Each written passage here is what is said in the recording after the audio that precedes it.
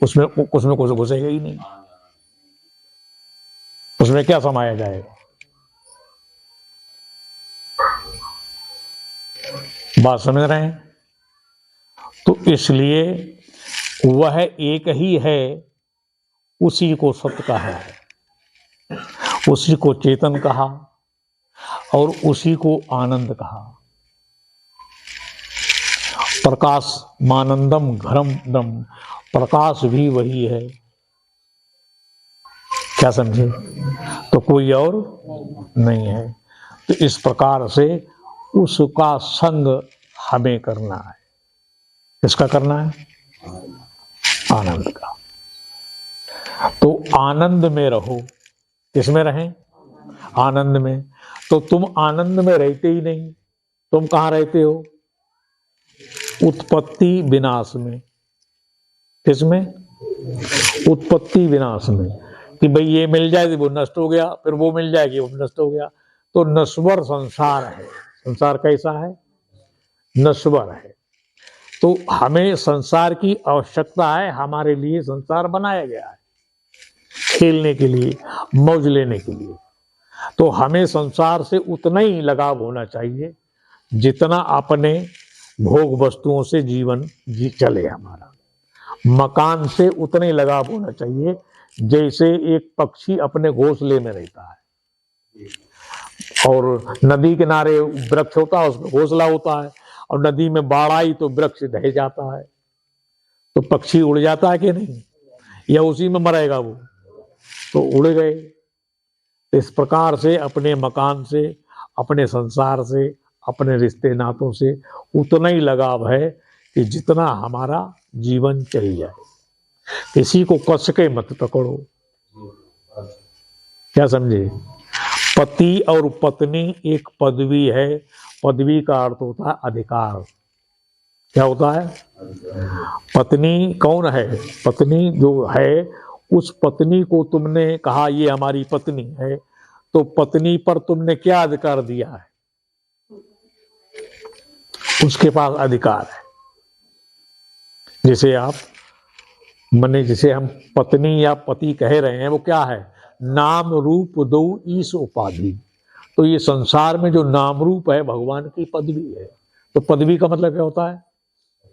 अधिकार। तो पत्नी पर आपका अधिकार है, आपका अधिकार है, और पति पर आपका अधिकार है। मने दोनों अधिकारी हैं। तो क्या क्या अधिकार हैं? तो बस उतने ही अधिकार हैं। उन अधिकारों के दायरे में रहो जितना शास्त्र ने आज्ञा दी है। तुम ये कहो कि पत्नी हमारी है, हमारे कहने में चले ही नहीं, हम कुचल देंगे, हम चटनी बट देंगे। तो तुमने पत्नी में क्या बनाया है? बोलो। हम इतनी सी उंगली थोड़ी सी काट देते हैं, तुम उतनी बना दो। कोई बनाएगा? तो फिर तुम बना नहीं सकते, तुम चटनी कैसे बनाओगे? कोई दुनिया में अधिकार है, लेकिन आप उसको अपने वशीभूत कर रहे हैं, अपने माने उसको गुलाम बना रहे हैं, दास बना रहे हैं। तो ये आपका अधिकार नहीं है। क्या समझे? सहभागी है, अर्धांगिनी है। तो तुम्हारे कब्जे में है कि भाई वस्तु हमारी है, तो फिर बूढ़ी क्यों हो रही है वो? है? तुम्हारा शरीर तुम्हारे अधिकार में नहीं है, क्यों बूढ़ा होने दे रहे हो? तो तुम्हें अधिकार जीवन जीने के लिए दिया गया है शास्त्र के हिसाब से। क्या समझे? इसी प्रकार से पुत्र एक पदवी है। तो पिता और पुत्र का एक दूसरे पर अधिकार है। इन अधिकारों को ईर्षा, कंचन, कामनी, मान और अधिकार नरका करते हैं पतन, यही पंच विकार। ये 5 विकार जो हैं वो व्यक्ति को नरक में ले जाते हैं।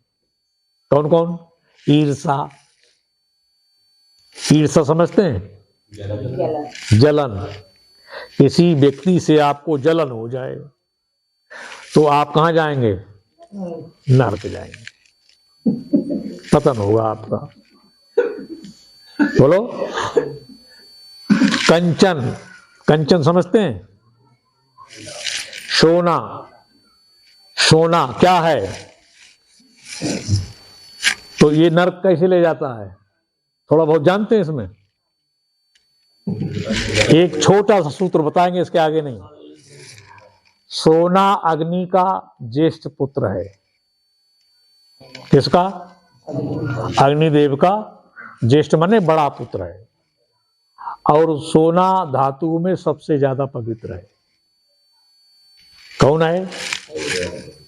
किसी व्यक्ति को, किसी वस्तु को कौन पवित्र करता है? अग्नि।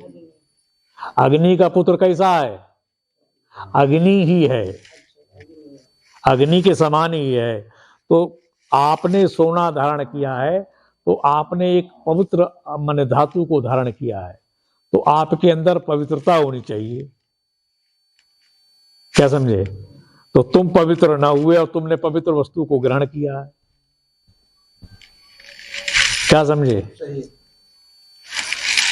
गाय के दूध में स्वर्ण धातु होती है। घी पीला होता है कि नहीं? वो उसमें सोना होता है वो, और किसी घी में नहीं होता, किसी के भी नहीं होता। गाय के दूध में ही होता है ये स्वर्ण।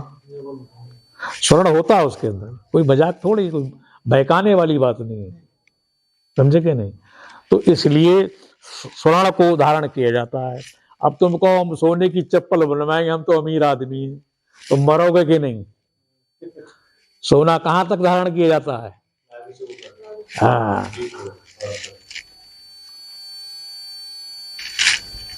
समझे कि नहीं? नाभि से तो नीचे तक, यहां तक पहन सकते हैं आप, और नहीं, नीचे नहीं पहन सकते। क्या समझे? तो पवित्र धातु है। क्या है? पवित्र।